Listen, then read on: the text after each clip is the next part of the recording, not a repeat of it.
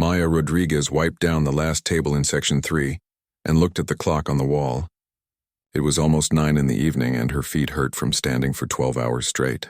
The Golden Rose restaurant was finally getting quiet after the dinner rush.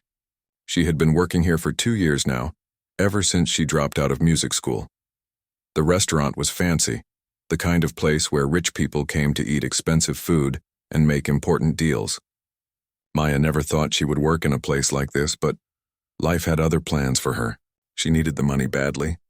Her younger brother Carlos was sick and the hospital bills kept coming. The doctor said he needed special treatment that cost thousands of dollars every month. Maya picked up her notepad and pen from the last table. Her manager, Mr. Peterson, was counting money at the front desk. He was a short, nervous man who always worried about keeping the customers happy. Maya walked over to him, hoping she could go home soon. "Maya, good work today," Mr. Peterson said without looking up from his counting. "You can clean up and head home in about 30 minutes. Maya smiled. She was tired, but she felt good about finishing another day. Every day of work meant more money for Carlos. She was about to go to the kitchen when the front door opened with a loud ring from the bell above it. A group of 5 men in expensive suits walked in. Maya could tell they had money just by looking at them. Their clothes looked like they cost more than what she made in 6 months. The man leading the group was tall with dark hair and cold blue eyes. He looked around the restaurant like he owned it. Mr. Peterson's face went white when he saw the group. He quickly put down his money and rushed over to them with a big fake smile. "Mr. Sterling. Welcome to the Golden Rose. We have your private dining room ready just as you requested," Mr. Peterson said in a voice that was too happy and too loud. So this was Alexander Sterling, Maya thought. She had heard about him on the news. He was one of the richest men in the city, maybe in the whole country. He owned a big technology company and had more money than most people could imagine. Maya had never seen him in person before. Sterling looked around the restaurant with sharp eyes that seemed to judge everything they saw. His friends, who Maya guessed were business partners, talked quietly among themselves. They all looked serious, like they were about to discuss something very important. "Peterson, I need everything to be perfect tonight," Sterling said in a cold voice. "This dinner is worth $50 million to me. If anything goes wrong, I will hold you responsible." Mr. Peterson nodded so fast his head looked like it might fall off. "Of course, Mr. Sterling. Everything will be perfect. We have your favorite wine, the best chef in the kitchen, and your usual table ready." "What about the piano player?" Sterling asked, looking toward the black grand piano that sat in the corner of the dining room. Mr. Peterson's face went even whiter than before. "Oh no," he said quietly. "Mr. Sterling, I'm so sorry. The piano player called in sick this afternoon. I tried to find a replacement, but it was too short notice. I'm very sorry."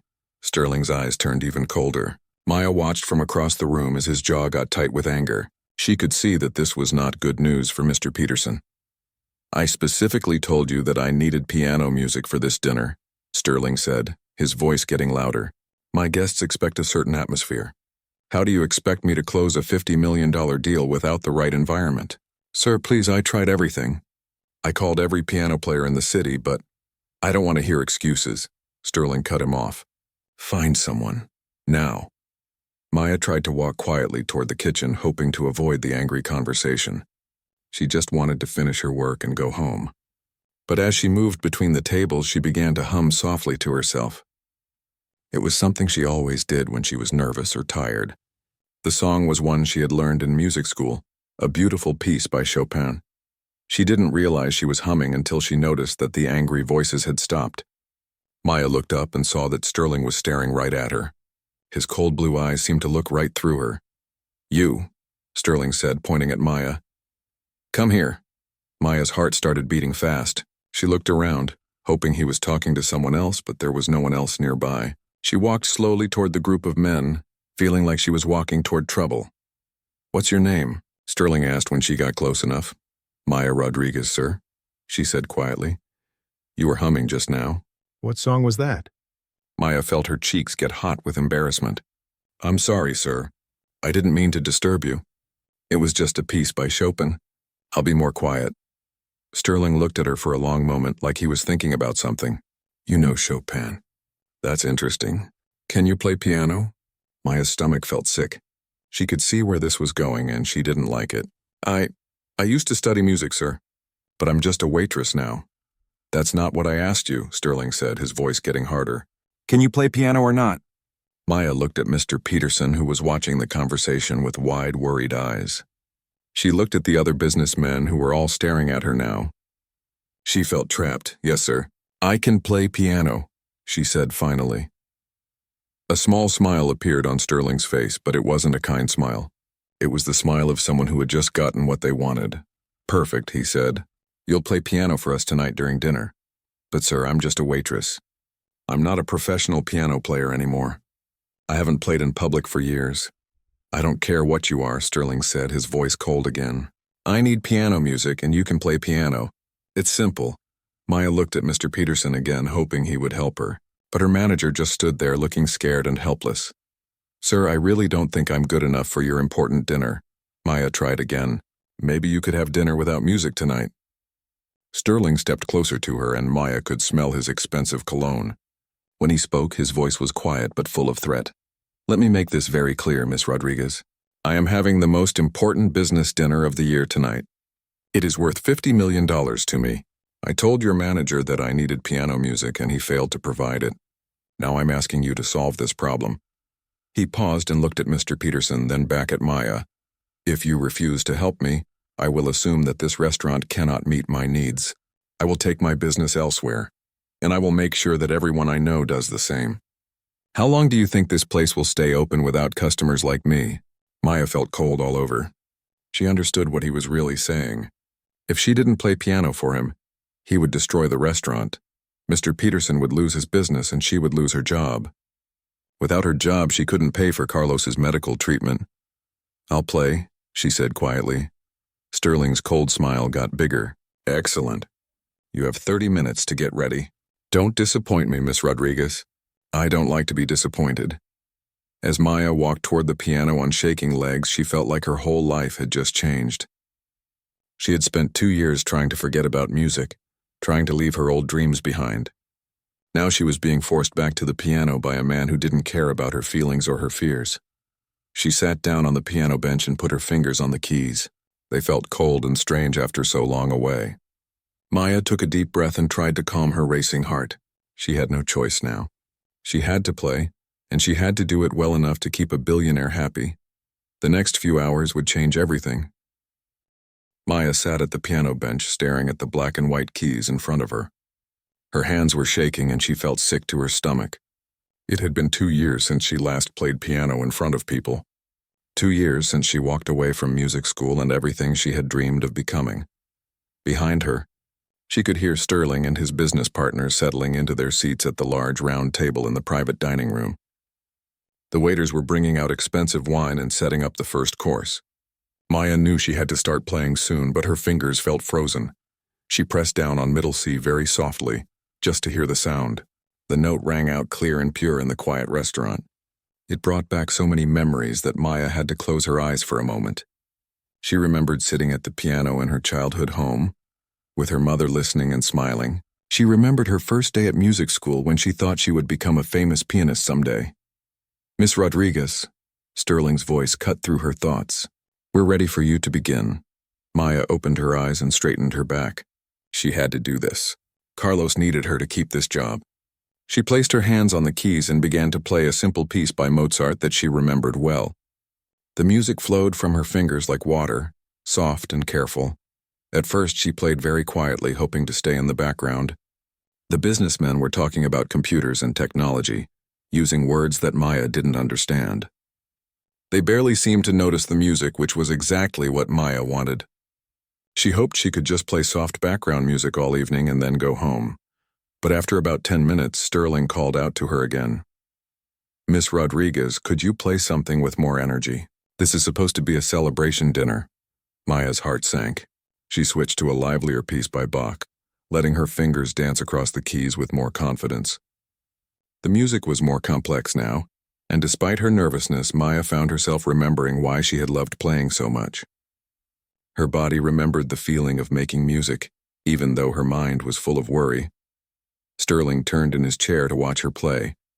His cold blue eyes studied her hands and her face like he was trying to figure something out. Maya tried to ignore his stare and focus on the music, but she could feel his attention like a weight on her shoulders. Interesting, Sterling said to his business partners, though his voice was loud enough for Maya to hear. She has real technique. Listen to the way she handles those difficult passages. One of the other men, a heavy man with gray hair, looked over at Maya. You have a good ear for talent, Alex. Where did you find her? She's just a waitress here, Sterling said with a laugh that didn't sound happy. But she clearly has training. Don't you, Miss Rodriguez? Maya's fingers stumbled on the keys for a moment. She didn't want to talk about her past, especially not with these men who saw her as entertainment for their business dinner. I studied music for a while, she said without stopping her playing. Where? Sterling asked, and his voice had an edge to it that made Maya uncomfortable. Juilliard, Maya said quietly, hoping he would drop the subject. The whole table went quiet for a moment. Even Maya knew that Juilliard was one of the most famous music schools in the world. Only the very best students got accepted there. Juilliard, Sterling repeated, and now he sounded very interested. And now you're serving food in a restaurant. How unfortunate. Maya felt her cheeks burn with shame and anger. She knew what he was thinking. He thought she was a failure, someone who couldn't make it as a real musician. And maybe he was right, but it still hurt to hear it. Play something more challenging, Sterling said, turning his chair completely around to face the piano. I want to hear what a Juilliard student can really do.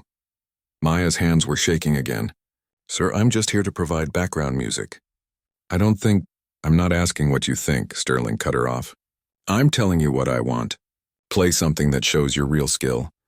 Maya looked around the restaurant. A few other customers at nearby tables had started to notice what was happening. She felt trapped and embarrassed, like an animal in a zoo being watched by curious visitors. She took a deep breath and began to play a piece by Rachmaninoff that she had learned in her second year at Juilliard. It was a difficult piece full of complex rhythms and emotional depth. As her fingers found the familiar patterns, Maya felt herself getting lost in the music despite her fear. The restaurant grew quieter as the beautiful, complicated melody filled the air. Even the businessmen stopped talking to listen. Maya's hands moved across the keys with growing confidence, remembering skills she thought she had lost forever. But then she reached a particularly difficult section, a part that required perfect timing and finger strength. Maya had practiced this passage hundreds of times when she was in school, but now, after 2 years away from serious playing, her fingers couldn't quite manage it. She stumbled, hitting wrong notes and losing the rhythm. She tried to recover, but the mistake had broken her concentration. Her playing became hesitant and uncertain. Finally, she stopped completely, her hands dropping to her lap in defeat. The silence that followed felt like a heavy blanket. Maya stared at the keys, her face hot with embarrassment. She had failed, and she had failed in front of people who already thought she wasn't good enough. Sterling was the first to speak, and his voice was sharp with disappointment. That was disappointing, he said, loud enough for everyone in the nearby area to hear. I expected better from someone who claims to have studied at Juilliard. Maya felt tears starting to form in her eyes, but she blinked them back. She would not cry in front of these people. Perhaps you're not as talented as you pretended to be, Sterling continued, his voice cruel and cold. Or maybe you just don't care enough to do your best. Either way, this is not the level of performance I expect for my business dinners. One of his business partners, a thin man with a sharp face, laughed. Maybe you should stick to carrying plates, honey. It seems more suited to your abilities. The other men at the table joined in the laughter, and Maya felt like she was shrinking into the piano bench. She wanted to run away, to hide somewhere dark and quiet where no one could see her shame. Mr. Peterson appeared beside the piano, his face red with worry and anger. But Maya could see that his anger wasn't directed at Sterling and his friends. It was directed at her. Maya, what are you doing? He whispered harshly. These are our most important customers. You're embarrassing the restaurant. I told you I wasn't good enough, Maya whispered back. I haven't played seriously in years. Well, you need to figure it out, Mr. Peterson said, his voice getting louder. Mr. Sterling is not happy, and when Mr. Sterling is not happy, I'm not happy. And when I'm not happy, people lose their jobs. Maya looked up at her manager, seeing the fear and desperation in his eyes. She realized that her job really was in danger. If Sterling complained about her performance, Mr. Peterson would fire her to try to save his relationship with such an important customer. Please. Maya said quietly. Give me another chance.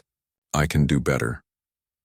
Sterling had been listening to their conversation, and now he stood up from his chair and walked over to the piano.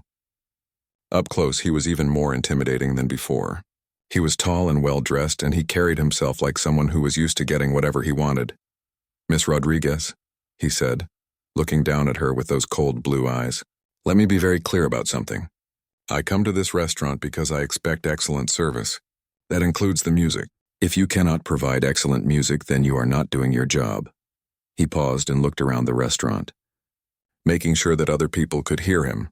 "Now, I'm willing to give you one more chance because I believe in being fair.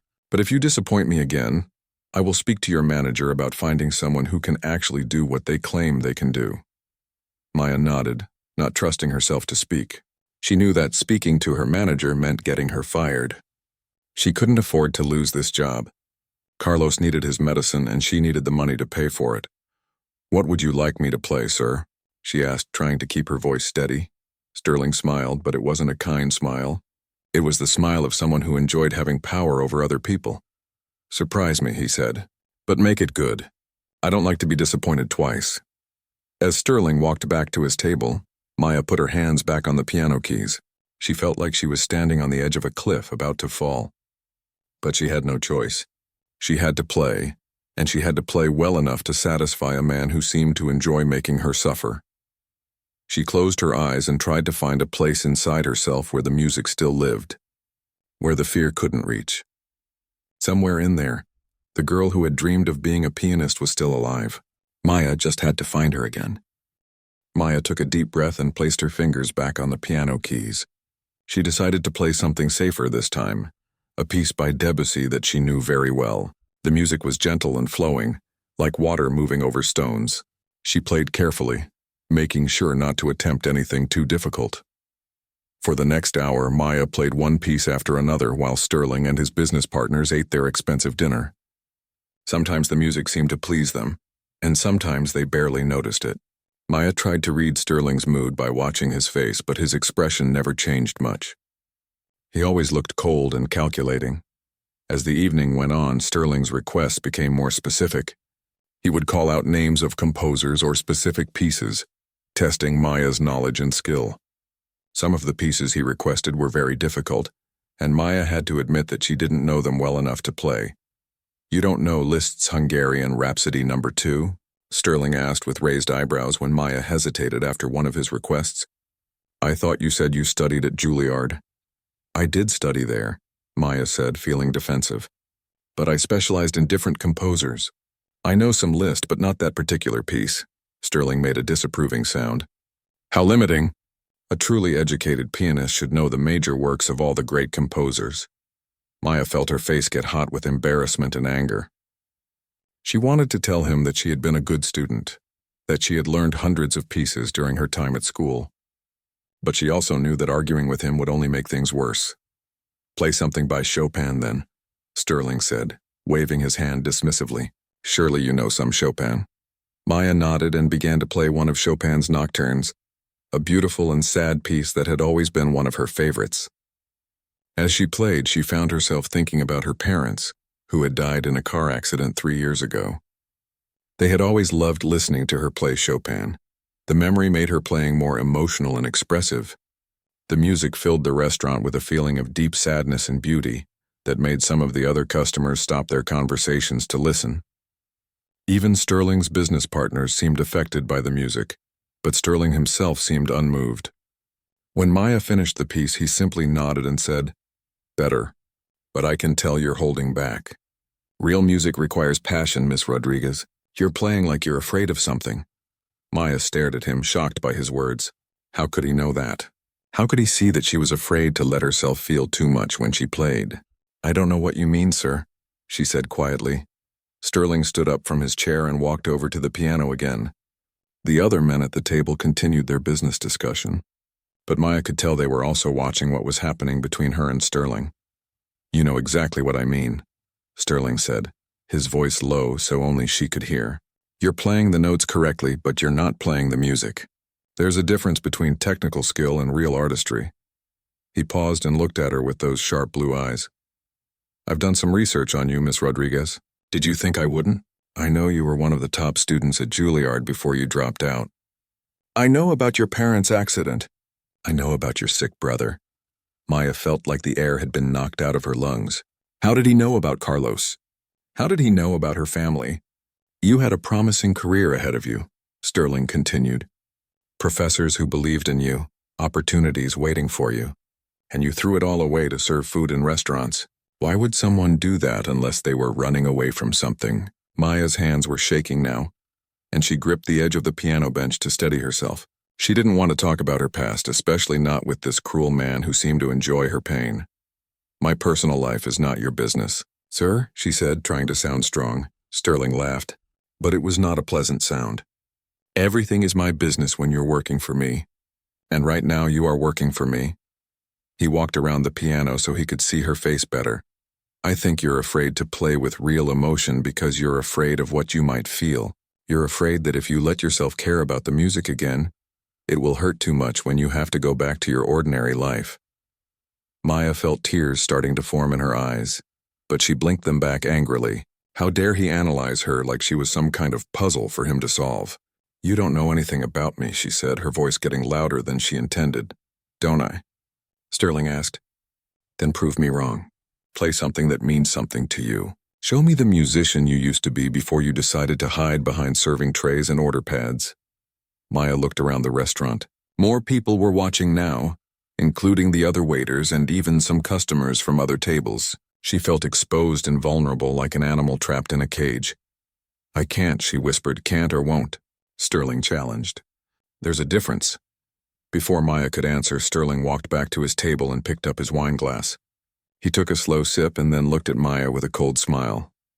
Gentlemen, he said to his business partners, his voice loud enough for the whole restaurant to hear. I'm afraid we have a problem here. I was promised professional entertainment for our dinner, but instead we're being subjected to the amateur efforts of a failed music student. Maya felt like she had been slapped. The words failed music student echoed in her mind, confirming every fear she had about herself. Alex, don't be so harsh, one of the business partners said, though he was smiling like he found the situation amusing. She's doing her best. Her best is not good enough, Sterling replied. I don't accept mediocrity in my business dealings, and I don't accept it in my entertainment either. He set down his wine glass and looked directly at Maya.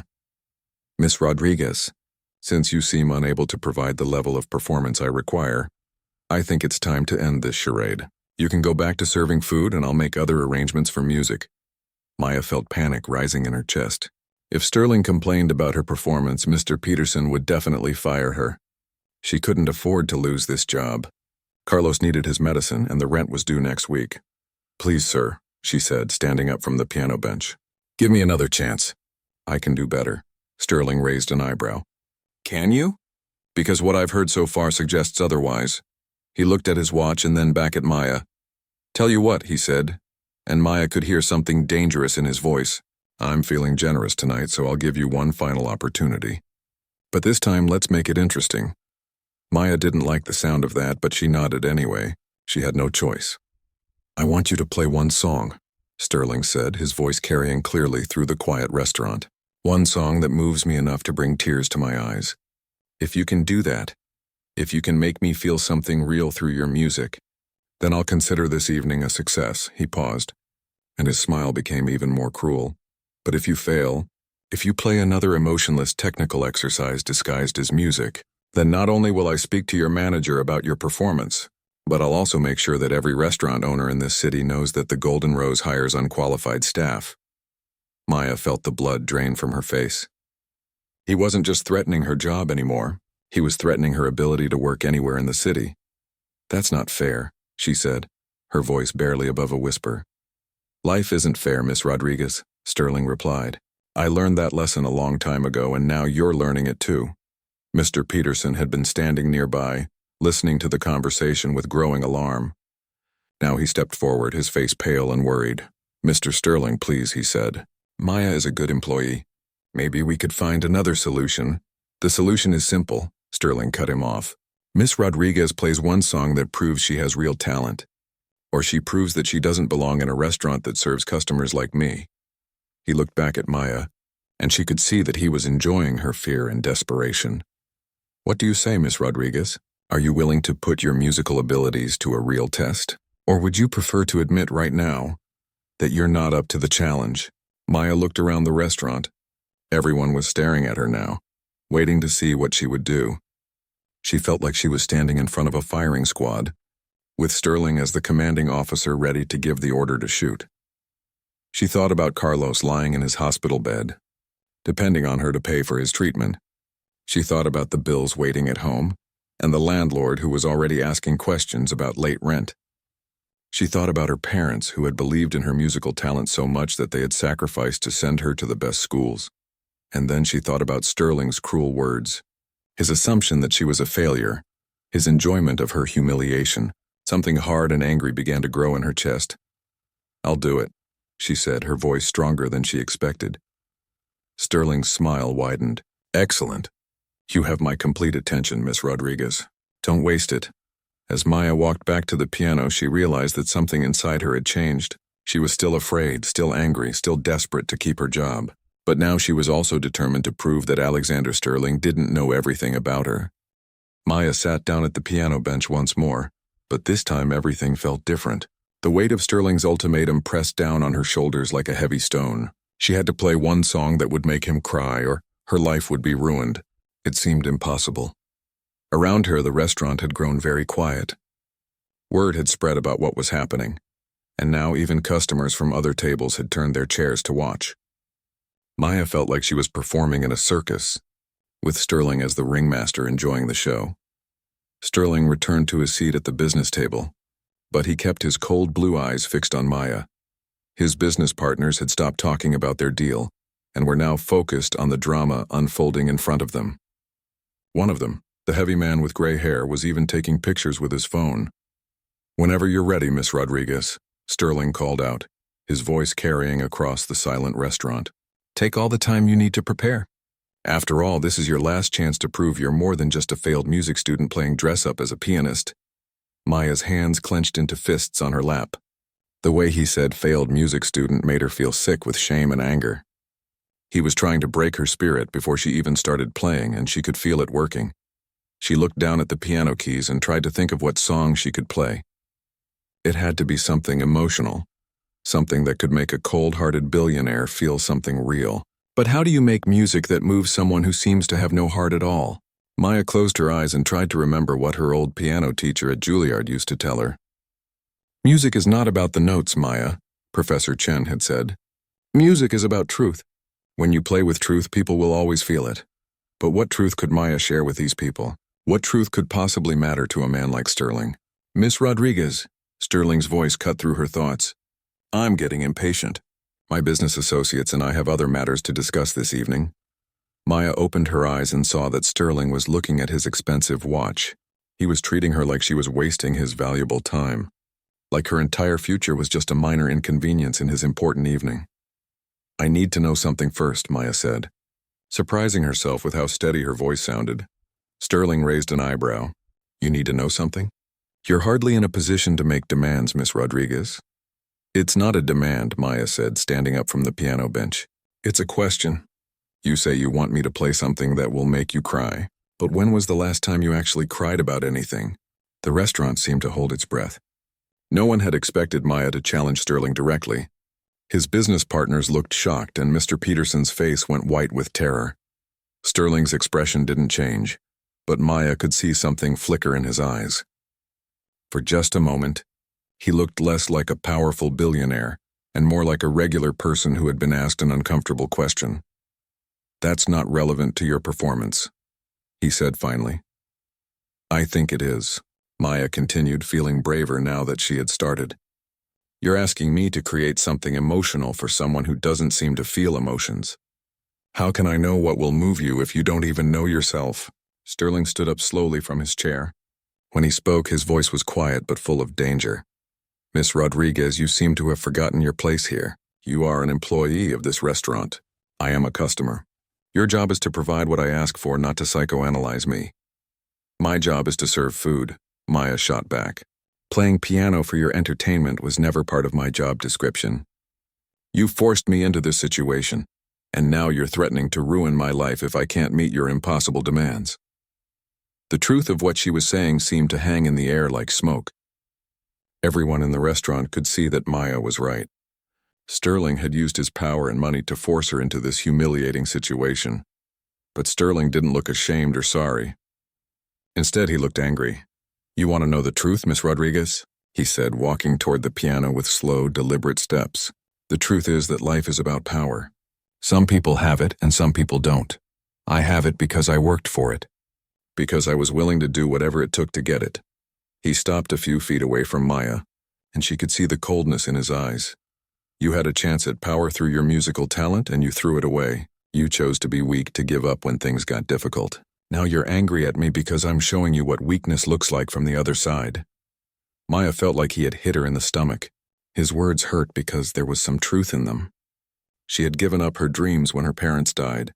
She had chosen the safe path of working in restaurants instead of fighting to continue her musical career. "You don't know anything about my choices," Maya said. But her voice was shaking now, "Don't I?" Sterling asked.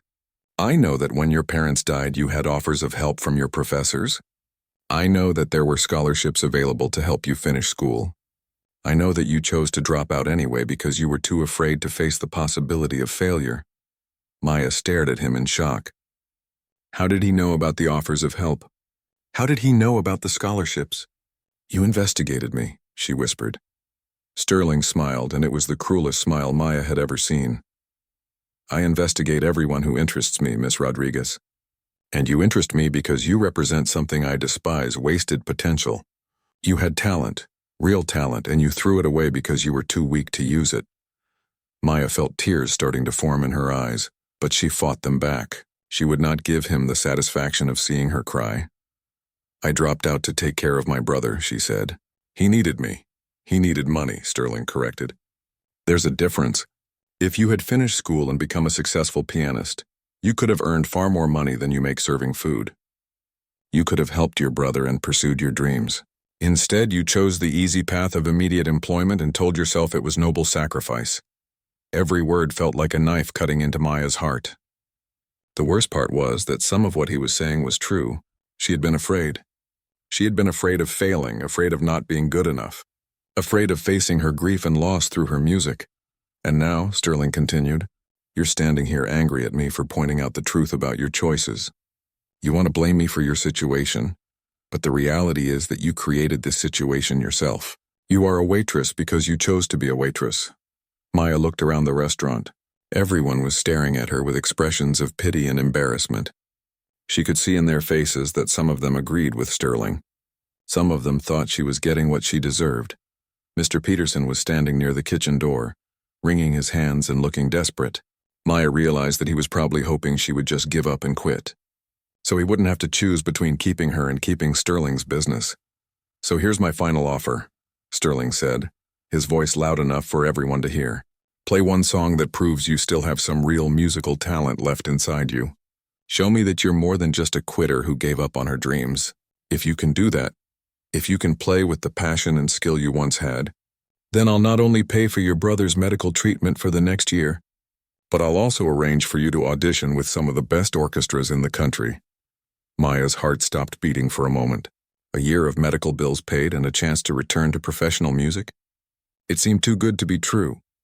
"But," Sterling continued, and his voice got harder, "if you fail, if you play another mediocre performance that proves you really have wasted your talent, then not only will I make sure you lose this job, but I'll also ensure that your brother loses his place in the hospital program he's currently in."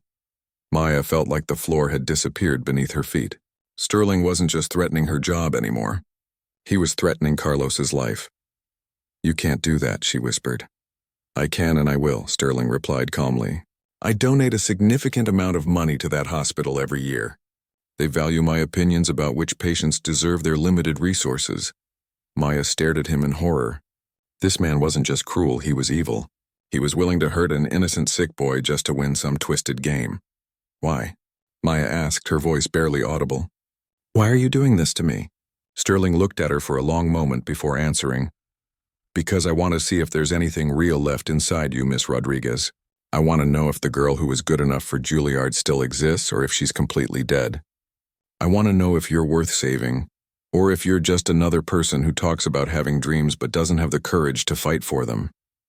He walked back toward his table, then turned around one more time. "You have 15 minutes to decide, Miss Rodriguez. Play with everything you have, or accept that you're exactly what you appear to be, a failure who gave up when life got difficult." As Sterling sat back down with his business partners, Maya remained standing beside the piano. She felt like she was drowning in deep water, with no way to reach the surface. Everything she cared about, her job, her brother's health, her own future, was hanging on her ability to play one song well enough to satisfy a man who seemed to have no soul. Maya stood beside the piano, feeling like the whole world was pressing down on her shoulders. 15 minutes to decide.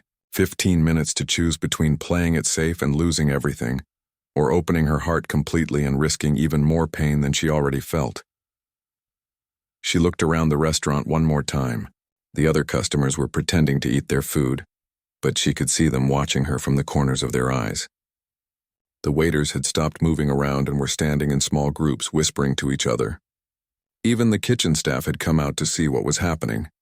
Mr. Peterson was standing near the front door, talking quietly on his phone. Maya could guess who he was calling. Probably the temp agency, looking for someone to replace her when Sterling got her fired. The thought made her feel sick and angry at the same time. Sterling sat at his table with his business partners, cutting his expensive steak like nothing important was happening. But Maya could see that he was watching her, waiting to see what she would choose. His cold blue eyes seemed to be laughing at her fear. Maya closed her eyes and tried to think clearly. What did she really have to lose? Her job at the restaurant? She had never wanted to be a waitress anyway. Her reputation in the city? She didn't have much of a reputation to begin with. Her pride? That had been damaged long before tonight, but Carlos. Sterling's threat against Carlos was what really scared her. Could he really get her brother kicked out of his treatment program? Maya didn't know for sure, but she couldn't take the risk. Carlos was only 16 years old, and he depended on her for everything. Maya opened her eyes and looked at the piano. The black and white keys seemed to stare back at her, waiting for her decision. She remembered the first time she had sat at a piano when she was 5 years old. Her mother had lifted her onto the bench and shown her how to press the keys to make sounds. "Music is magic, mija," her mother had said in Spanish. "When you play music, you can make people feel things they didn't know they could feel." Maya's mother had been right. Music was magic.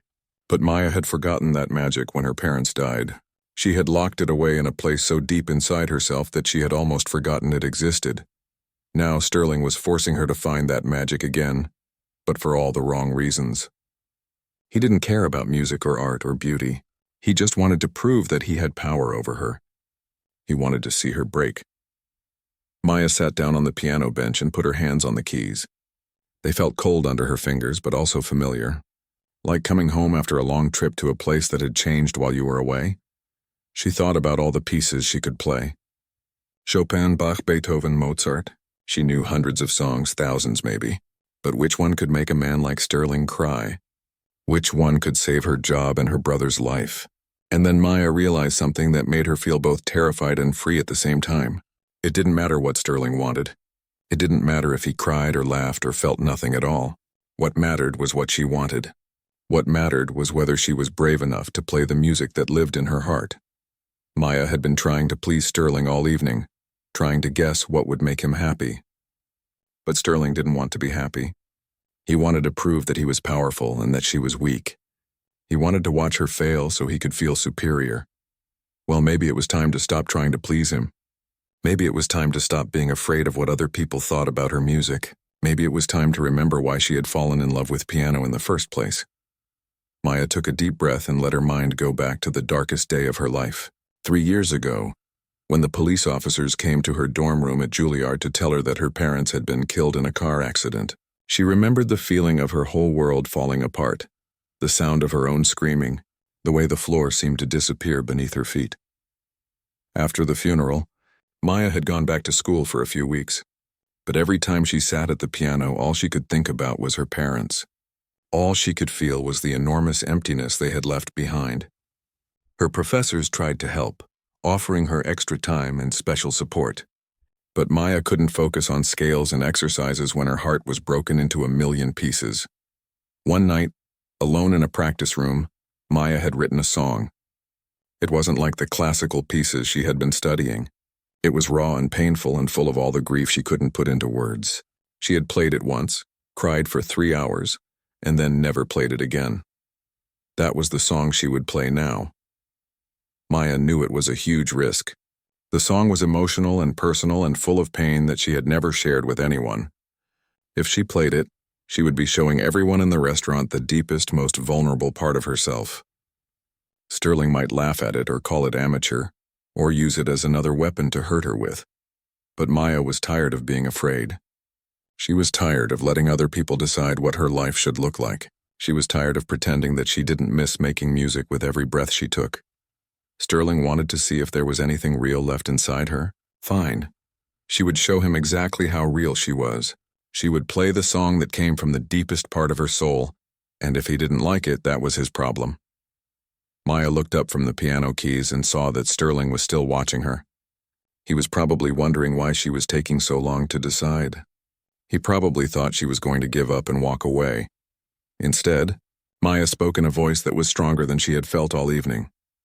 "Mr. Sterling," she said, loud enough for everyone in the restaurant to hear. "You want to hear something real?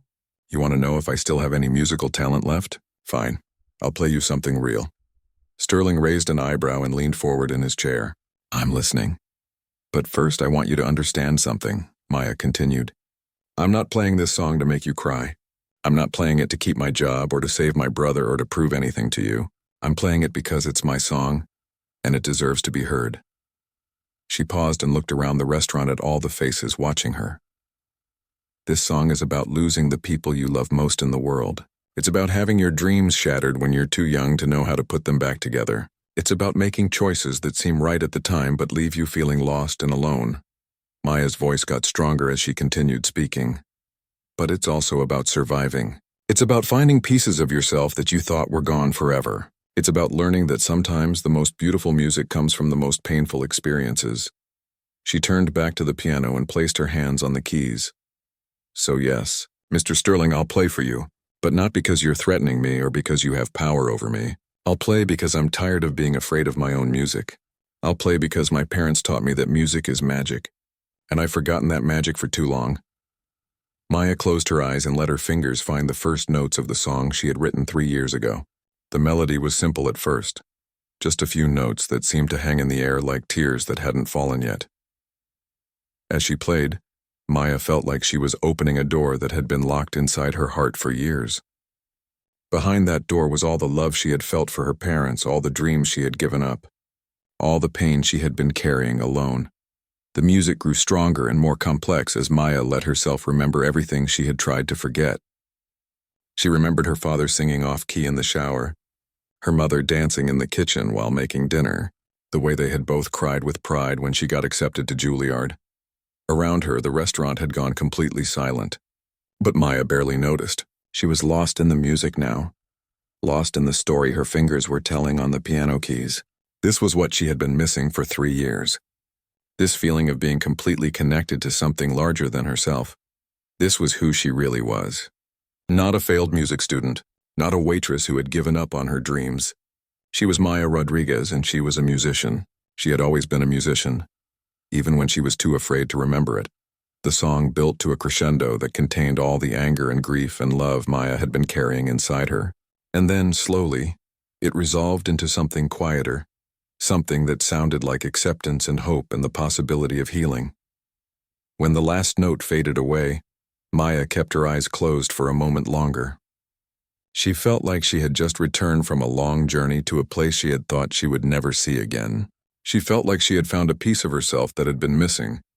When she finally opened her eyes and looked around the restaurant, Maya saw something she had never expected to see. Everyone was crying. Maya opened her eyes slowly, like someone waking up from a deep dream.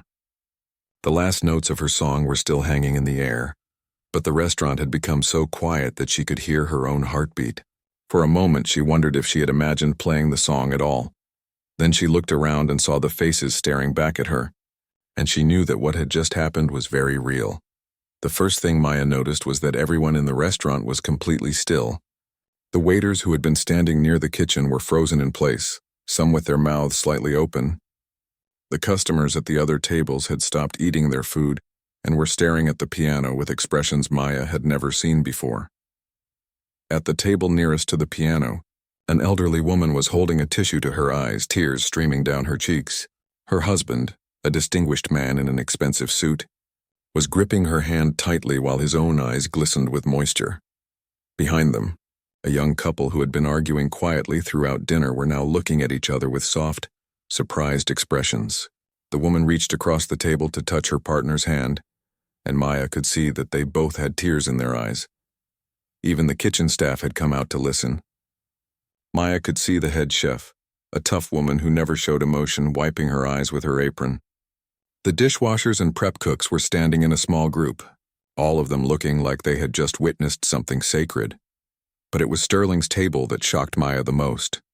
The heavy man with gray hair, who had been taking pictures earlier and making jokes about Maya's playing, was now sitting with his hands folded in his lap, staring down at his plate. Tears were running down his face, dripping onto his expensive dinner. The thin man who had told Maya to stick to carrying plates was holding his napkin to his face, his shoulders shaking slightly. He looked like he was trying not to sob out loud. The other business partners were all in similar states. These powerful, wealthy men who had been treating Maya like entertainment were now experiencing emotions they probably hadn't felt in years. And Sterling himself. Maya turned to look at the man who had been torturing her all evening, expecting to see his usual cold expression. Instead, she saw something that took her breath away. Alexander Sterling was crying. Not just a few tears, but really crying. His face was wet with tears that he wasn't even trying to wipe away. His hands were gripping the edge of the table so tightly that his knuckles were white. His whole body was shaking like he was trying to hold back sobs that were too big for his chest. Maya stared at him in amazement. This was the same man who had been cruel and cold and calculating just minutes before. This was the man who had threatened her job and her brother's health. Now he looked like a broken child who had lost his way. The silence in the restaurant stretched on and on. Maya realized that no one knew what to say or do. They had all been touched by something unexpected and powerful, and none of them were prepared for it. Finally, Sterling raised his head and looked directly at Maya. His eyes were red and swollen from crying, and when he spoke, his voice was rough and unsteady. "What was that song?" he asked quietly. Maya felt her own eyes fill with tears again. "I wrote it," she said simply. 3 years ago after my parents died." Sterling nodded slowly, like he understood something now that he hadn't understood before. "What did you call it?" Maya hesitated. She had never given the song a name. It had always just been the song she wrote when her heart was broken. The song she played once and then locked away. "I never named it," she said. "I only played it once before tonight. I was too afraid to play it again." "Why?" Sterling asked, and Maya could hear that his question was genuine. The cruel, mocking tone was completely gone from his voice. Maya thought about the answer for a moment. "Because it hurt too much," she said finally. "Because when I played it, I remembered everything I had lost. My parents, my dreams, the person I used to be. It was easier to just not remember." Sterling wiped his eyes with his napkin, but fresh tears immediately replaced the ones he had cleared away. "I haven't cried in 15 years, he said, so quietly that Maya had to lean forward to hear him. "Not since my daughter died." Maya felt her heart stop. Sterling had a daughter who died? That explained so much about his coldness, his cruelty, his need to control everything around him. "I'm sorry," Maya said, and she meant it. Sterling shook his head. "She was 7 years old. Leukemia.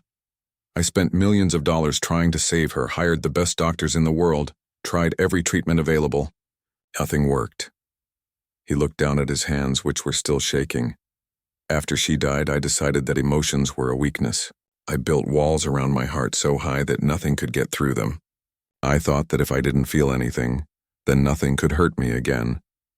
Maya understood now why Sterling had been so interested in her story. He recognized something in her that reminded him of himself. They had both lost people they loved.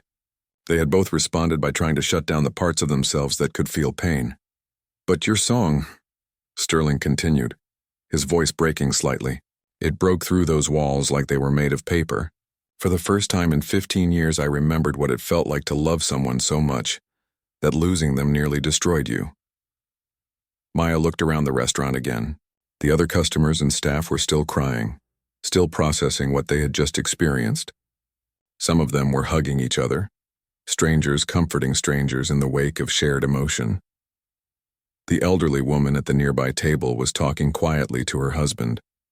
"That reminded me of when we lost Michael," Maya heard her whisper. "I haven't thought about him in years, but that music brought it all back." The young couple who had been arguing were now holding hands across the table, both of them crying and talking softly about someone they had apparently lost together. Maya realized that her song hadn't just affected Sterling. It had touched everyone in the restaurant in some way. Music really was magic. Just like her mother had always said, it could reach into people's hearts and find the feelings they had buried, the memories they had tried to forget, the love that still existed even after loss. Sterling stood up slowly from his chair and walked over to the piano. Up close, Maya could see that he looked completely different than he had at the beginning of the evening. The cold, calculating expression was gone, replaced by something raw and human. "Miss Rodriguez," he said, and his voice was gentle now, nothing like the harsh tone he had used before. "I owe you an apology. Several apologies, actually." Maya didn't know what to say. She had expected many things from this evening, but a sincere apology from Alexander Sterling was not one of them. "I treated you terribly tonight," Sterling continued. "I used my power to humiliate you and threaten you. I turned your pain into entertainment for my own amusement. That was inexcusable."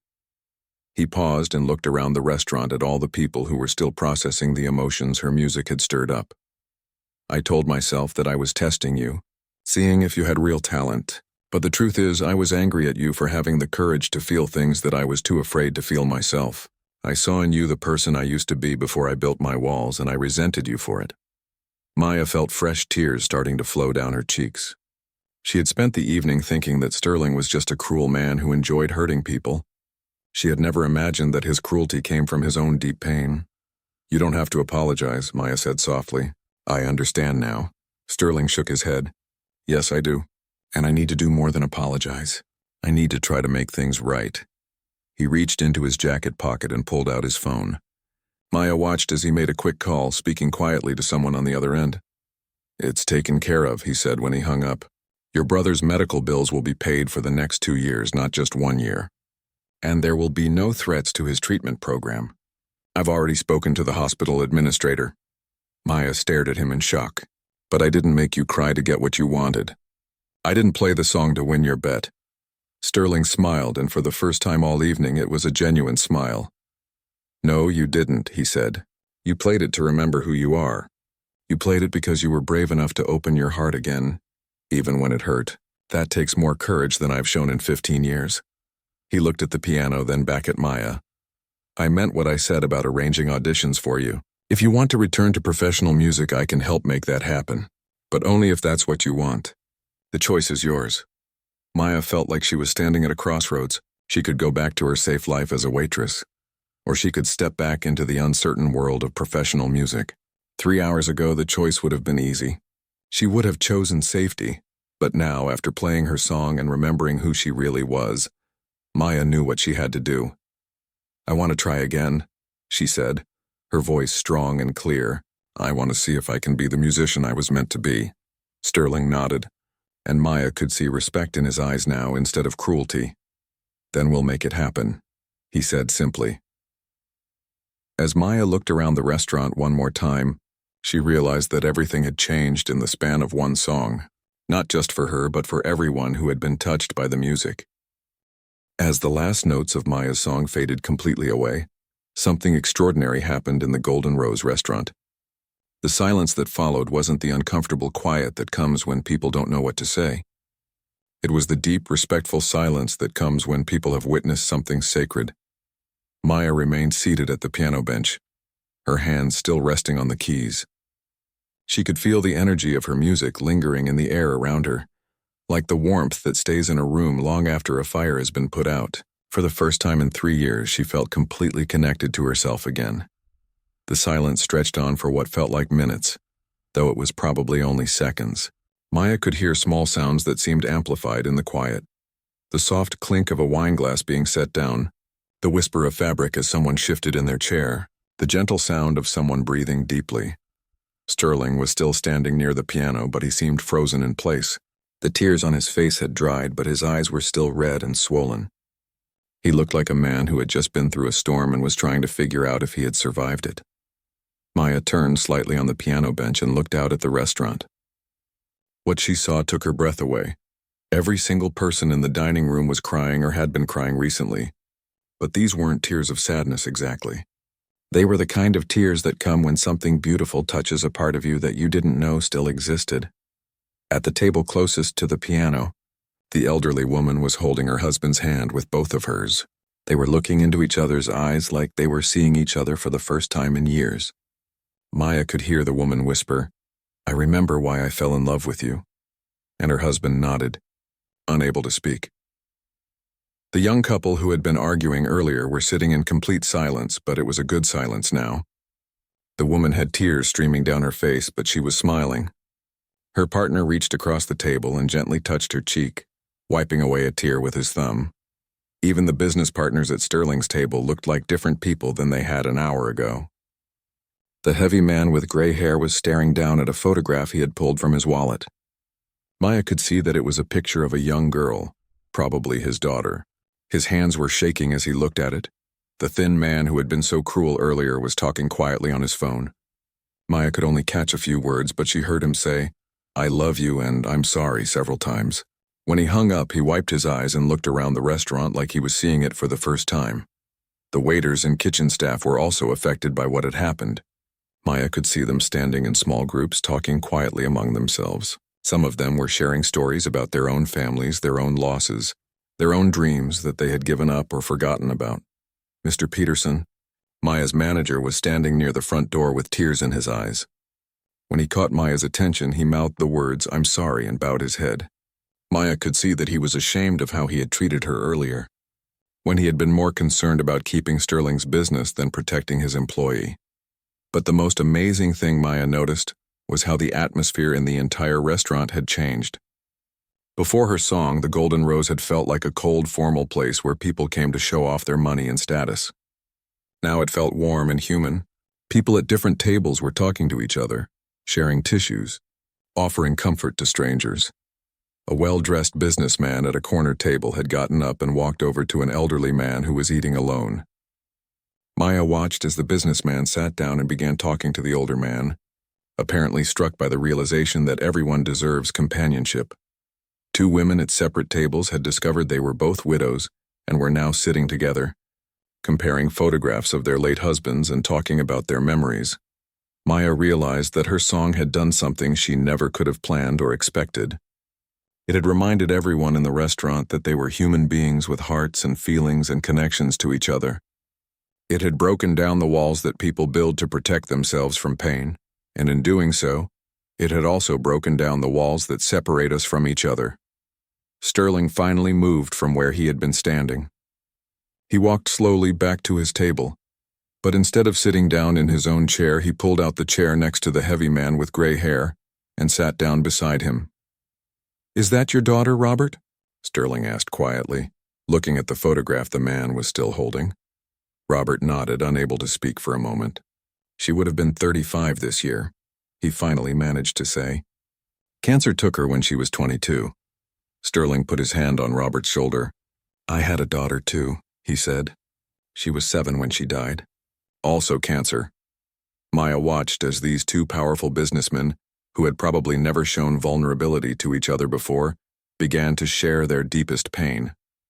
The other men at the table joined the conversation, and Maya could see that they were all discovering things about each other that they had never known. The silence in the restaurant gradually gave way to quiet conversations. But the conversations were different now. People were talking about real things: love, loss, dreams, fears, hopes. The pretense and formality that had filled the air earlier were completely gone. Maya stood up from the piano bench slowly, feeling like she was moving through water. Her legs were shaky, and she realized that playing the song had taken more out of her emotionally than she had expected. But she also felt lighter somehow, like she had set down a heavy burden she had been carrying for years. As she walked away from the piano, people began to notice her movement. One by one, they started to clap. It wasn't the polite, formal applause that comes at the end of a concert. It was something deeper and more genuine. It was the kind of applause that says, "Thank you for showing us something true." The applause grew stronger as more people joined in. Soon everyone in the restaurant was standing and clapping, and many of them were still crying. Maya had never experienced anything like it. She felt overwhelmed by the gratitude and love that was flowing toward her from all these strangers. Sterling stood up from his table and began walking toward Maya. The applause gradually died down as people sensed that he had something important to say. When he reached Maya, Sterling stopped and looked at her for a long moment. His face was still showing the effects of his tears, but there was something else in his expression now. It was respect, maybe even admiration. "Miss Rodriguez," he said, his voice carrying clearly through the quiet restaurant. "I came here tonight thinking I was a powerful man who could control people and situations through money and threats. You have shown me that real power comes from courage and authenticity and the willingness to open your heart even when it might break." He paused and looked around the restaurant, at all the faces watching them.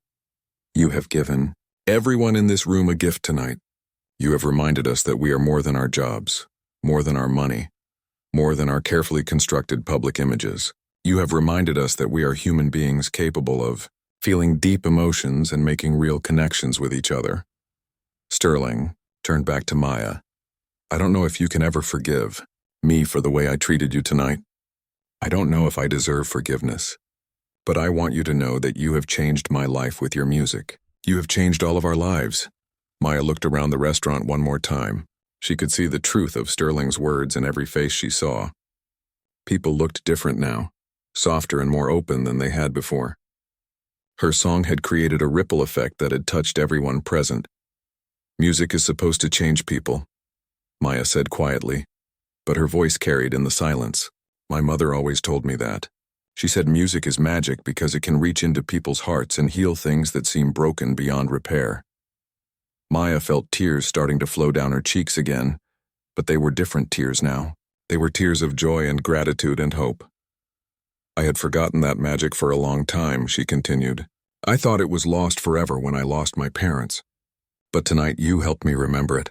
All of you helped me remember who I really am." The silence that followed Maya's words was different from the earlier silence.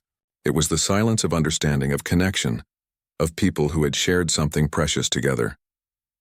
Maya knew that this moment would stay with her for the rest of her life. Not just because it had changed her own future, but because it had shown her the true power of music to transform hearts and bring people together. In the quiet of the Golden Rose restaurant, surrounded by people whose lives had been touched by her song, Maya finally understood what her mother had meant about music being magic, and she would spend the rest of her life sharing that magic with the world. 3 months later, Maya stood backstage at Carnegie Hall, her hands trembling slightly as she smoothed down her black concert dress. Through the heavy curtains, she could hear the murmur of 2,000 people taking their seats in the famous auditorium. In just 10 minutes, she would walk out onto that stage and perform her first solo concert in 3 years. It seemed impossible that her life had changed so completely in such a short time. 3 months ago, she had been a waitress who was afraid to touch a piano. Tonight, she was about to perform as a featured soloist with the New York Philharmonic. Maya closed her eyes and took a deep breath, trying to calm her nerves. She thought back to that night at the Golden Rose restaurant, when everything had changed with one song. That night felt like a lifetime ago, but also like yesterday. True to his word, Sterling had arranged auditions for Maya with some of the most prestigious orchestras in the country. The first audition had been terrifying, but when Maya sat down at the piano and began to play, she found that her confidence had returned along with her memory of who she truly was. The conductor of the New York Philharmonic had been impressed not just by Maya's technical skill, but by the emotional depth of her playing. "Most young pianists can play the notes perfectly," he had told her after the audition. "But very few can make the music come alive the way you do. You don't just play music, Miss Rodriguez. You tell stories with it." Maya had been offered a contract as a guest soloist with the possibility of more permanent arrangements if things went well. It was everything she had dreamed of when she was a student at Juilliard, and more than she had dared to hope for after giving up on music. But the changes in Maya's life went beyond just her career. She felt like a completely different person than she had been 3 months ago. The fear that had controlled her decisions for years was gone, replaced by a quiet confidence in her abilities and a deep understanding of her purpose. Carlos was doing much better too. The treatments that Sterling had paid for were working, and the doctors were optimistic about his recovery. More importantly, Carlos had his sister back. Maya was no longer the tired, worried woman who worked double shifts and barely smiled. She was passionate and alive again, and Carlos could see the difference. "You play like Mama used to sing," Carlos had told her just last week when Maya was practicing at home. "Like the music is coming from your heart instead of just your fingers." Maya had cried when he said that, but they were happy tears. She was finally honoring the memory of her parents in the way they would have wanted, by sharing her gift with the world. A knock on the dressing room door interrupted Maya's thoughts. "5 minutes, Miss Rodriguez," called the stage manager. Maya nodded and walked over to the small mirror on the wall. Looking back at her was a confident woman in an elegant black dress, her hair styled simply but beautifully. She looked like a professional musician, someone who belonged on the stage of Carnegie Hall. But more than that, she looked happy. Another knock came at the door, and Maya opened it to find an unexpected visitor. Alexander Sterling stood in the hallway, dressed in a formal black tuxedo. In his hands was a bouquet of white roses. "Mr. Sterling," Maya said, surprised. "I didn't know you were coming tonight." Sterling smiled, and Maya was struck once again by how different he looked now. The coldness was gone from his eyes, replaced by warmth and genuine kindness. Over the past 3 months, he had become something Maya never would have expected, a friend. "I wouldn't miss this for the world," Sterling said, offering her the flowers. "These are from Robert, Michael, and James, too." He was referring to his former business partners, who had all made significant changes in their own lives since that night at the restaurant. "How are they?" Maya asked, accepting the roses. "Robert started a foundation for childhood cancer research in his daughter's name," Sterling said. "Michael quit his job and moved back to Ohio to be closer to his grandchildren.